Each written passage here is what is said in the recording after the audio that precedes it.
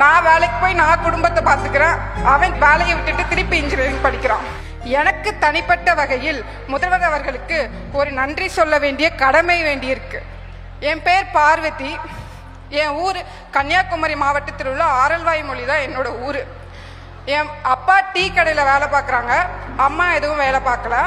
நான் அண்ணன் 2 பேர் வீட்டுக்கு. நான் 12th முடிச்சு எனக்கு காலேஜே படிக்க முடியாத நிலமையில இருந்தேன்.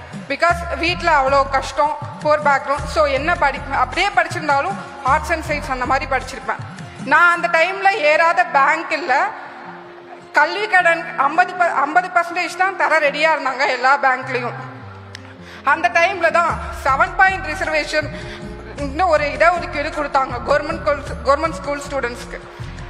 அதில் நான் அப்ளை பண்ணேன், எனக்கு கிடைச்சிது. நான் one of the best college of Tamil Nadu MIT campus Anna யூனிவர்சிட்டியில் எனக்கு வாய்ப்பு கிடைச்சிது. இப்போ நான் படிச்சுட்டேன், படித்து முடித்து நல்ல வேலையும் கிடைச்சிருச்சு. நல்ல ஊதியத்தோட நல்ல வேலையில் இப்போ இருக்கிறேன். அந்த டைமில் அண்ணனுக்கும் படிக்க முடியல. ஸோ அவன் 12th முடிச்சுட்டு டிப்ளமோ முடிச்சுட்டு வேலைக்கு போயிட்டான், நான் படிக்கணும் அப்படின்னு சொல்லிட்டு. இப்போ நான் வேலைக்கு போய் நான் குடும்பத்தை பார்த்துக்கிறேன், அவன் திருப்பி வேலையை விட்டுட்டு திருப்பி இன்ஜினியரிங் படிக்கிறான். அந்த டைமில்